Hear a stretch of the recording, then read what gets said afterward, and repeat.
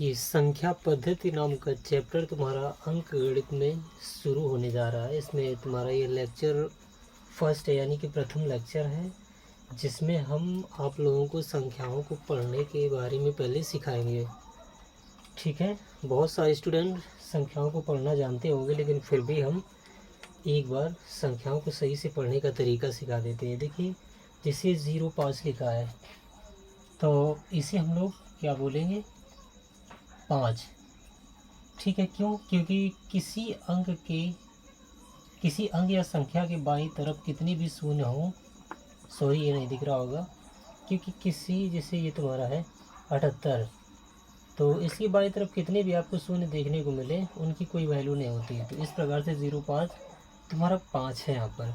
और उसके बाद में जैसे ये लिखा है तो ये 377 लिखा है, हम लोग जानते हैं। ठीक है, लेकिन फिर भी कुछ लोग हो सकता है नहीं समझ सकते हैं, या इससे बड़ी जैसी संख्या आती है तो उनको पढ़ना कठिन पड़ जाता है। तो देखना, एक्चुअली बात क्या होती है, जैसे कोई भी संख्या हम लोग बाएं से दाएं की ओर पढ़ना शुरू करते हैं। ठीक है, तो इस प्रकार से आप 3 को बोलेंगे, उसके दाएं में देखो कितने अंक है, 1 2, तो 2 अंक अलाउड करते 100 बोलने के लिए। तो 3 के बाद हम 100 बोलेंगे तो 300 हो जाएगा। उसके बाद में ये 77 लिखा है, सभी जानते हैं। ठीक है, तो 377 हो गया। उसके बाद में नीचे का नंबर देखो 4, अब इसको हम बोलेंगे। उसके बाद में देखो 1 2 3 अंक हैं, तो 3 अंक अलाउड करते 1000 बोलने के लिए, तो ये बन गया 4000।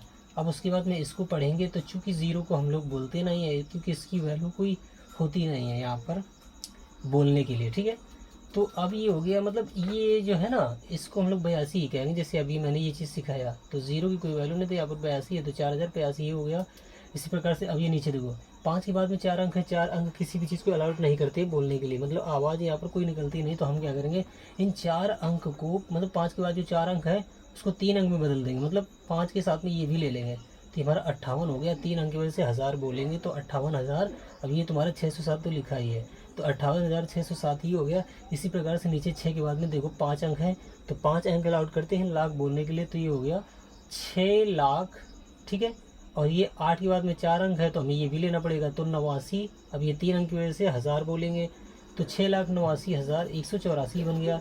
इसी प्रकार से नीचे देखो 7 के बाद में हमारे 6 अंक है, 6 अंक किसी भी चीज़ को अलाउड नहीं करते बोलने के लिए, तो हम क्या करेंगे, ये भी अंक इसी में ले लेंगे, तो ये हमारा 70 हो गया। 70 के बाद में हमारे 5 अंक देखने को मिल रहे हैं, तो 5 अंक अलाउड करते हैं लाख बोलने को, तो 70 लाख हो गया। अब उसके बाद हम इसको पढ़ेंगे, तो चूंकि शून्य को तो हम काट समझते हैं, क्योंकि इसकी आवाज़ नहीं निकालनी है, तो ये 8 के बाद में 3 अंक है, तो 8000 और ये 103, तो ये हो गया 70,08,103।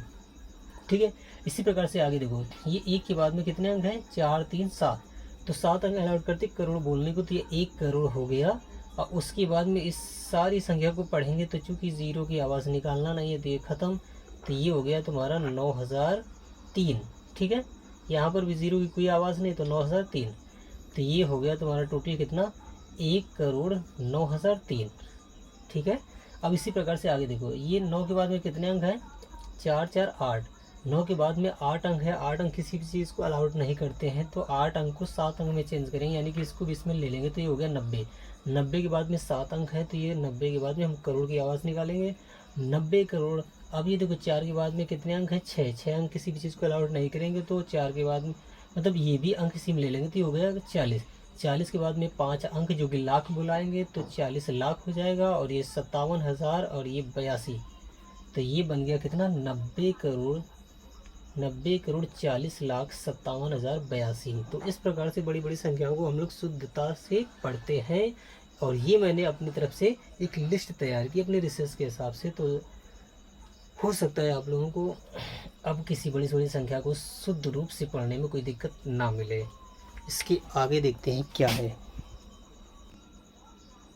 अब देखिए, बताते हैं, एक चीज़ और देख लीजिए, दुनिया की जो बड़ी से बड़ी संख्या होती है आपकी, जस्ट इन्हीं डिजिट्स यानी कि अंकों से मिलकर ही बनती, चाहे वो कितनी भी छोटी हो या कितनी भी बड़ी हो, इनकी संख्या हमेशा 10 रहती है। यहाँ से यहाँ तक तुम्हारे 9 और ये शून्य लगा देंगे, तो ये तुम्हारी सारी 10 अंक बन जाएंगे, जिनसे दुनिया की सभी संख्या लिखी जाती हैं।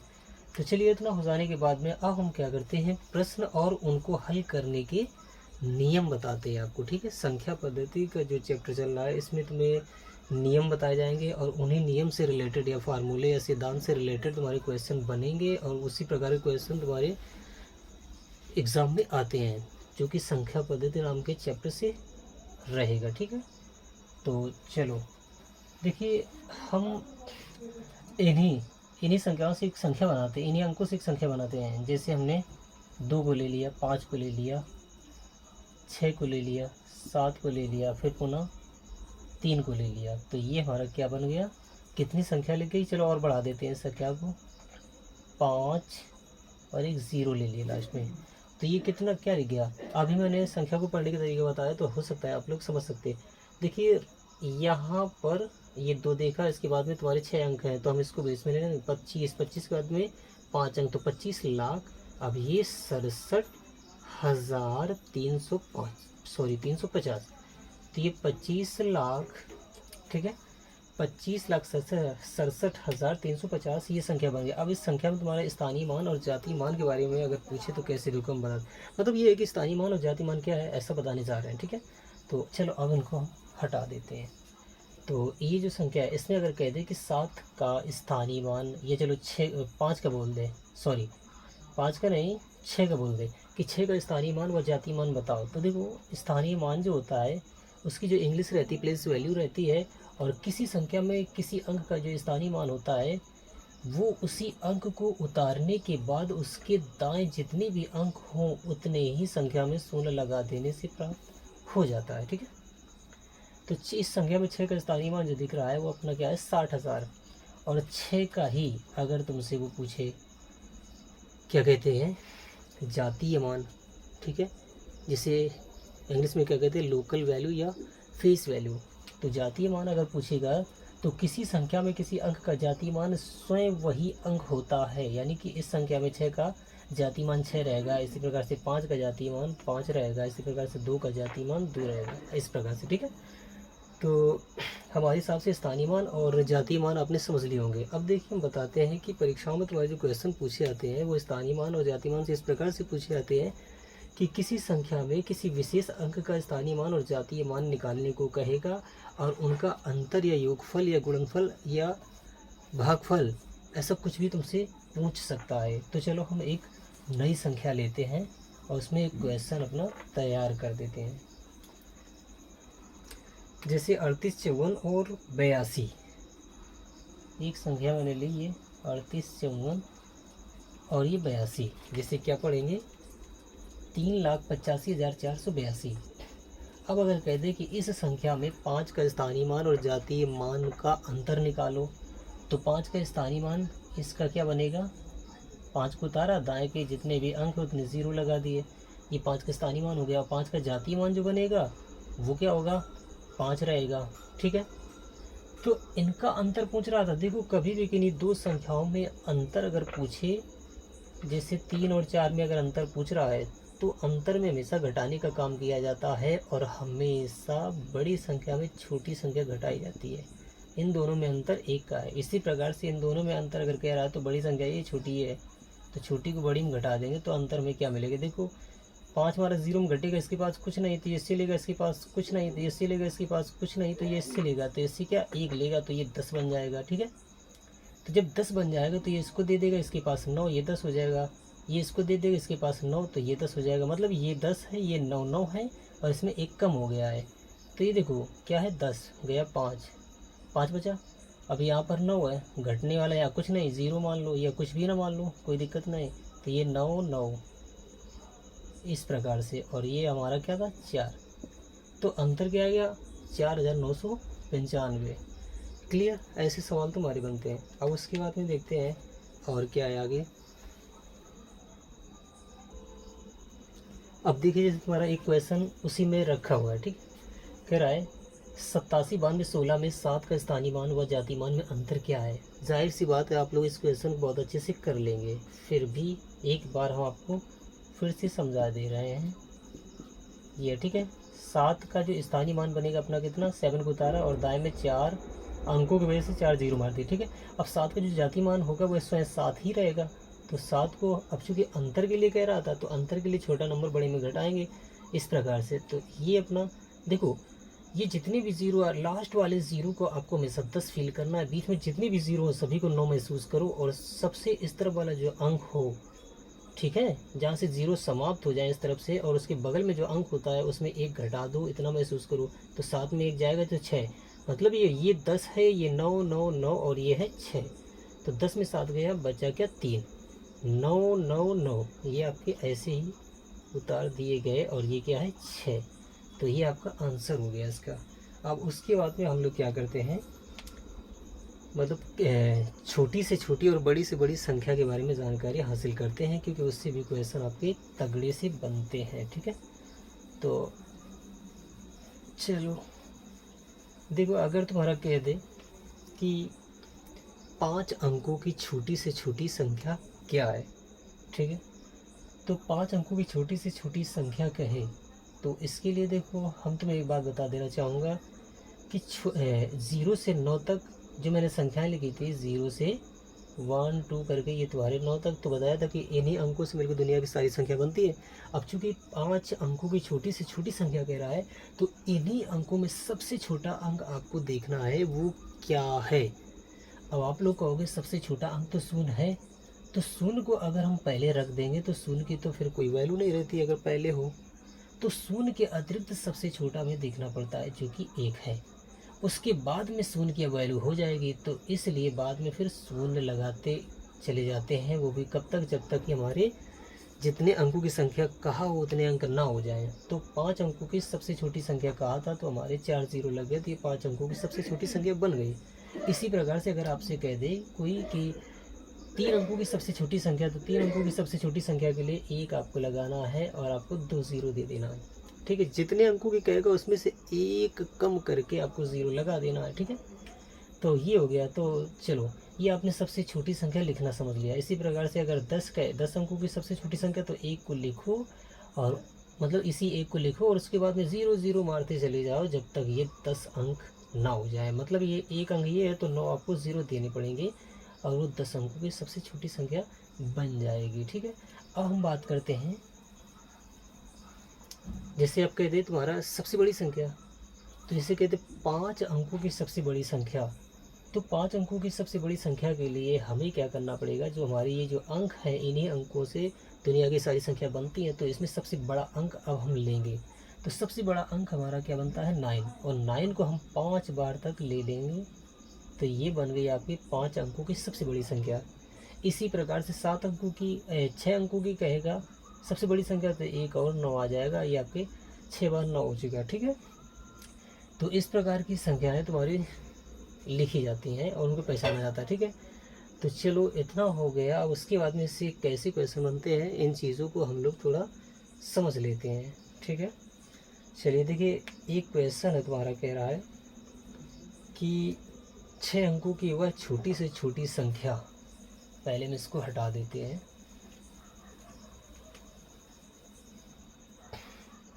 6 अंकों की वह छोटी से छोटी संख्या जो क्या है, जो 24 से पूर्णतः विभाज्य है। ठीक है, 6 अंकों की छोटी से छोटी संख्या क्या है, जो 24 से पूर्णतः क्या हो, विभाज्य। तो ऐसा जो क्वेश्चन हो रहा है, तो देखो इसमें क्या करना है, तुम्हें 6 अंकों की छोटी से छोटी कह रहा है, तो 6 अंकों की सबसे पहले तुम्हें छोटी से छोटी संख्या लिख देनी है। तो 1 बनाओ, 5 0 दे दो, ये तुम्हारी 6 अंकों की सबसे छोटी संख्या लिख चुकी है। ठीक है, अब तुम्हें क्या करना है, अब कह रहा था 6 अंकों की वह छोटी से छोटी संख्या क्या है जो 24 से पूर्णतः विभाजित हो।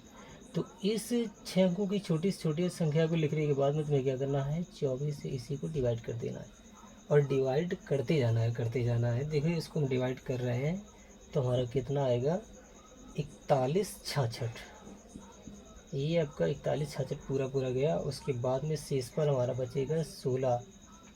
तो इस संख्या को हम इस प्रकार से भी लिख सकते हैं, 4166 सही 16/24। तो इसमें पता चल रहा है कि इस संख्या को डिवाइड करने के बाद में भागफल ये आया है और बचा है 16। तो 16 अगर बचा है तो 16 अगर हमारा 24 होता, पूरा पूरा 16 ये जो है ना, ये भी अगर 24 होता तो पूरी पूरी संख्या कट जाती। तो 16 को हमें 24 बनाना है। अब 16 को अगर हम 24 बना देंगे तो इसके लिए इसमें क्या जोड़ेंगे, 8। तो 8 और 16 मिलकर ये 24 आपका बन जाएगा। तो यही जो संख्या 24 है इसमें हम जोड़ने को सोचेंगे, लेकिन अगर हम जोड़ देंगे तो ये संख्या तुम्हारी हाँ जोड़ सकते हैं। तो जैसे ये हमारा मतलब ये कंसिडर हुआ कि यार 16 में 8 अगर हम जोड़ दें तो क्या हो जाए, 24 हमारा ये पूरा का पूरा बन जाएगा, जो कि ये 16 है ना इसी का हिस्सा है और ये तो पूरे पूरे हिस्से हैं। तो हम इसी में 8 जोड़ देंगे तो हमारे 24 बन गया। तो ये अपना जो है ना इसका हिस्सा था, तो ये 8 हमारा इसी में आके जुड़ेगा। तो इसका मतलब ये हमारा संख्या क्या बन जाएगा, देखो यहाँ यहाँ यहाँ कुछ नहीं करना है, 8 इकाई का एक अंक है तो ये सीधे यहाँ पर आकर जुड़ जाएगा। ठीक है, तो ये देखिए हमारी 1 2 3 4 5 6 अंकों की छोटी से छोटी हमारी संख्या लिख चुकी है, जो 24 से पूर्णतः विभाजित होगी। ठीक है, तो इस प्रकार के क्वेश्चन या छोटी से छोटी संख्या में हमारे बन जाया करते हैं। अब बड़ी से बड़ी संख्या के लिए अगर क्वेश्चन बनाए तो उसमें देखना कैसा रहेगा।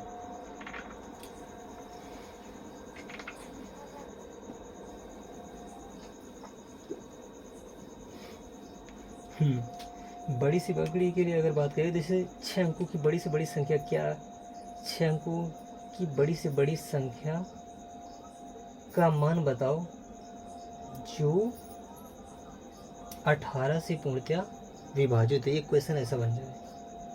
ठीक है, 6 अंकों की बड़ी से बड़ी संख्या हमसे पूछ रहा है जो किससे, 18 से क्या हो, विभाजित हो। ठीक है, थोड़ा शॉर्टकट में लिख रहे हैं, जो मैं बोल रहा हूँ उसी क्वेश्चन तो आप लोग समझ ही रहे हैं। तो 6 अंकों की बड़ी से बड़ी संख्या लिखने के लिए कह रहा है या बताने के लिए कह रहा है जो 18 से पूर्णतः विभाजित हो। तो देखिए बड़ी से बड़ी संख्या कहाँ है, वो भी 6 अंकों की। तो 6 अंकों की हम क्या करेंगे, बड़ी से बड़ी संख्या पहले लिखेंगे। तो 6 बार में 9 को बना देना है, अब उसको क्या करना है, 18 से डिवाइड करना है। ठीक है, हमेशा यही काम करना पड़ेगा, इनसे इसी प्रकार के ही क्वेश्चन बना करते हैं बस। अब 18 से डिवाइड करने के बाद में हम देख रहे हैं कि ये हमारा 5 बार 5 आएगा इस प्रकार से, यानी कि 55,555 ये पूरा पूरा जाएगा और ये शेषफल रहेगा 9। तो इस टोटल को हम बराबर अगर लिखेंगे तो ऐसा लिखेंगे। तो देखो यहाँ से हमें देखने मिल रहा है कि 18 से इसको डिवाइड किया तो 5 से है 55,555 बार तो पूरा पूरा गया और इसमें इतना बच गया। अगर 9 में 9 जोड़ देते तो 18 हो जाता, 9 जोड़ देते तो 18 हो जाता। तो वो जो संख्या हमारी बनती 9 को इसमें जोड़ने के बाद तुम्हारी 18 से पूरी पूरी कटती। लेकिन बात क्या है कि यहाँ पर अगर हम 1 भी जोड़ देंगे तो ये फिर संख्या तुम्हारी 1 अंक और बढ़ जाएगा। इस संख्या में 6 अंक की न रह के 7 अंक की हो जाएगी। तो इसलिए हम लोग जोड़ने का काम यहाँ नहीं करेंगे, 9 जोड़ देंगे तो जो बनेगा वो भी 18 से पूर्णतः तुम्हारा डिवाइड हो जाएगा। लेकिन यहाँ पर जोड़ने का काम नहीं करना है। तो जब जोड़ने का काम नहीं करना है तो ये पूरा पूरा सेक्शन है, तो क्यों ना ये शेषफल वाले को हटा देंगे तो भी ये संख्या हमारी क्या होगी, तो भी ये संख्या हमारी 18 से डिवाइड हो जाएगी पूरी पूरी। ये जो 9 बचा था इसका, तो यही 9 तुम्हारा इसमें माइनस कर दिया जाएगा। अब तो बचेगा क्या, तो देखिए 9 तुम्हारा इस 9 में जाएगा तो क्या शून्य बच जाएगा। ठीक है, जब 9 इसमें गया तो शून्य बच गया, जैसे ये मान लिया लिखा है तुम्हारा नीचे, क्लियर।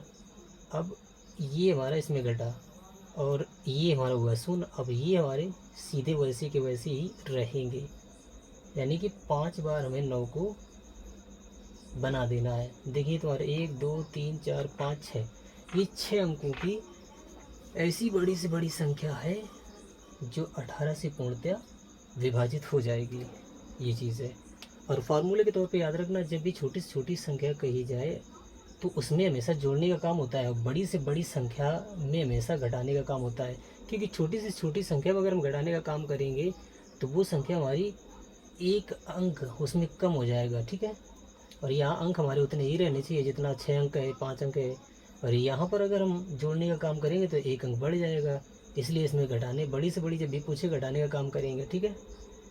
और छोटी से छोटी जब भी कहेगा तो उसमें जोड़ने का काम करेंगे। और वो जोड़ते या घटाते कौन सा नंबर है, वो वह नंबर मतलब वो इस प्रकार से नंबर तय होता है कि शेष फल में क्या जोड़े कि नीचे वाला बन जाए। 9 में क्या जोड़े कि 18 बन जाए, तो वो 9 ही रहेगा। तो 9 यहाँ पर बड़ी से बड़ी की वजह से इस संख्या में घटाएंगे। और पिछले वाले में क्या था, पिछले वाले हमारा जो कुछ भी तुम्हारा से मतलब नीचे वाले को बनाने के लिए जो कुछ भी उसमें क्या जोड़ा गया था, अभी थोड़ा याद करके बताते हैं। 8 जोड़ा गया था, 16 हमारा शेषफल आया था, ठीक है। तो 24 बनाने के लिए हमने सोचा क्या, क्लियर है कि 16 को 24 बनाने के लिए मैं 8 जोड़ना पड़ेगा। तो जब 8 जोड़ेंगे तो वहाँ छोटी से छोटी की वजह से 8 हमारा जोड़ा गया था, ये बात थी। अब देखते हैं आगे किस प्रकार क्वेश्चन है। अब देखिए तुम्हारा एक क्वेश्चन ये अगली किसी दूसरी प्रकार के फार्मूले पर डिपेंड करने वाला क्वेश्चन बना, ये भी तुम्हारा एग्जाम में पूछता है। कह रहा है 7805 72 को 24 से विभाजित करने पर शेषफल 20 प्राप्त होता है, ठीक है। भागफल पूछ रहा है। तो इस प्रकार के क्वेश्चन के लिए देखिए एक फार्मूला होता है, ठीक है। जो संख्या दी गई होती है उसको हम लोग क्या कहते हैं, भाज्य कहते हैं। और भाज्य बराबर होता है भाजक गुणा भागफल प्लस शेषफल, ये एक फार्मूला होता है, ठीक। तो इस फार्मूले को इसी में यूज़ करना है, क्योंकि देखो हमारी ये संख्या दी है, इसको किसी विभाजित किया गया 24 से, 24 तुम्हारे यहाँ भाजक बन जाएगा, क्लियर।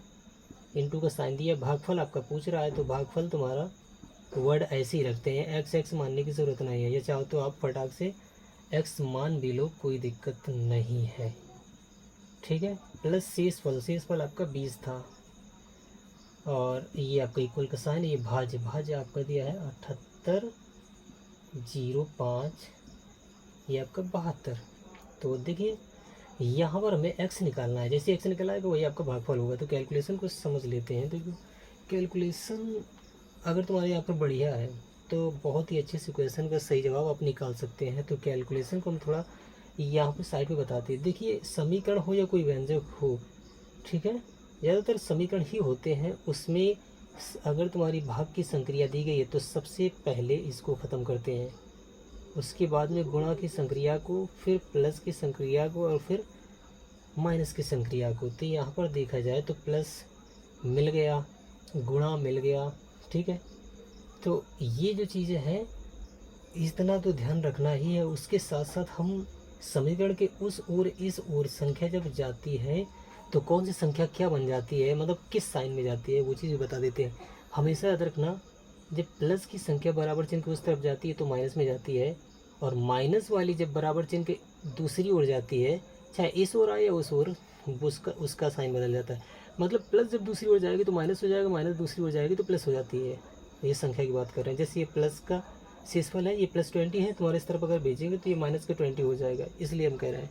और उसके बाद में देखो, चलो अभी तो मैंने प्लस के बारे में बताया, अब देखो भागफल, ये भाग का चिन्ह है, तो भाग की संख्या कोई अगर उस तरफ जाती है तो वो गुणा में चेंज हो जाती है, और गुणा की संख्या जब दूसरी हो जाएगी तो वो भाग में जाती है। ये चीज़ अगर आपने याद रख लिया तो ये बहुत बड़ी बात हो जाती है। तो बस इसी चीज़ को ध्यान देना, देखना कैसे सॉल्व होता है। हमें x निकालना है तो सबसे पहले जो जुड़ा वाला नंबर है उसको भगाएंगे, ठीक है, ना कि x के साथ में जो गुणा में नंबर है तो उसको हम भाग में डालेंगे। सबसे पहले हम जुड़ने वाले नंबर को इस तरफ भगाएंगे, ठीक है। तो ये 78 और 05 ये अपनी जगह पे वैसे ही बना रहेगा, 78 05 72 अपनी जगह पे है, और ये प्लस का 20 इस तरफ आएगा, ये माइनस का 20 हो गया, ठीक है।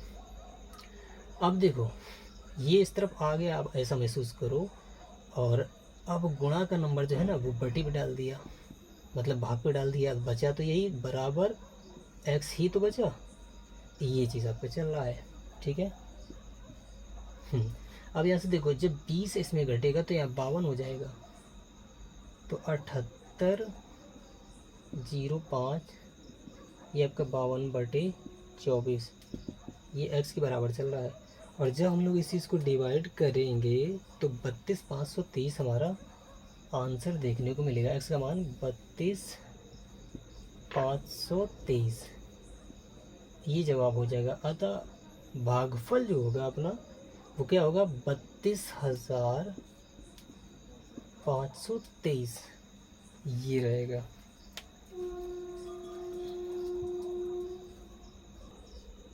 देखिए, तो मैं एक बात ये भी बता देना चाहूँगा कि ये जो फार्मूला है, इस फार्मूले से अभी तो मैंने भागफल निकाल के दिखाया था, भाग भी पूछा गया था, ठीक है। कभी कभी ऐसा होगा तुम्हारा भाज्य दिया होगा, ठीक है, भाजक भी दिया होगा, भागफल भी दिया होगा, ठीक है, तो आपका शेषफल पूछ देगा। तो ऐसी अवस्था पे क्या आएगा, आपको शेषफल कैलकुलेट करना पड़ेगा। मतलब शेषफल x आपने माना तो प्लस का x हो गया, ये आपका दिया है और ये भी दिया है, ये भी दिया है। तो हम लोग देखो, जिसकी वैल्यू निकालनी होती है बराबर चिन्ह के एक ओर बस वही होना चाहिए। तो बराबर चिन्ह के उस ओर अगर ये शेषफल पूछ रहा है, जैसे मैंने x माना है, तो बस यही होना चाहिए बराबर को उस तरफ। तो ये तुम्हारे भागेंगे इस तरफ। तो कैसे आएंगे, देखो ये भाजक गुणा भागफल, तो ये गुणनफल है किसी संख्या का। तो जो कि गुणनफल जो है ना, तो ये अपना पॉजिटिव दिख रहा है, क्योंकि यहाँ पर प्लस या माइनस, मतलब माइनस का कोई साइन नहीं दिख रहा है, जो कि पॉजिटिव है, मतलब ये पॉजिटिव है तुम्हारा। तो ये टोटल उठ के इस तरफ आएगा। तो भाज्य माइनस भाजक और एक गुणा आपका भागफल बराबर ये x हो जाएगा। तो x आपका शेषफल यहाँ से मिल जाएगा, ठीक है।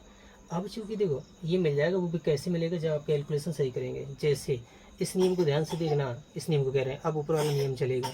यहाँ पर क्या है, तुम सोचोगे कि यार भाज्य दिया है, भाजक को इसमें घटा दें, फिर बाद में गुणा कर दे, तो यहाँ से गलती हो जाएगी। सबसे पहले भाग की संक्रिया देखो, भाग का यहाँ पर कोई वो नहीं है, तो भाग के बाद में हम फिर इसमें आ जाएंगे गुणा में। तो पहले गुणा का काम खत्म करना है, तो पहले हम गुणा करेंगे। जब गुणनफल आ जाएगा तो फिर प्लस वाला देखें, तो प्लस के लिए तो कुछ नहीं है, ये भाज्य माइनस इतना नंबर, तो फिर माइनस पे आ जाएगा, फटाक से घटा देंगे, आंसर सही आ जाएगा। अगर आपने पहले इसको इसमें घटा दिया, बाद में गुणा किया, तो आंसर आपका गलत दूसरा चला जाएगा। तो इसलिए ये नियम जानना जरूरी होता है, भाग गुणा जोड़ घटाना, भाग गुणा जोड़ घटाना, इतना याद रखना है। ये आपकी बीजगणितीय चार संक्रियाएं ऐसी हैं जो ज़्यादातर कैलकुलस में आती रहती हैं। हाँ, इसके भी ऊपर आपकी बहुत सारी संक्रियाएं, बहुत सारी क्या 2-3 संक्रियाएं होती हैं जिनको भी पहले सॉल्व करना होता है, लेकिन वो भी बात की बात है, वो बाद में बताया जाएगा। अभी यहाँ पर इतना ही ज़रूरी था।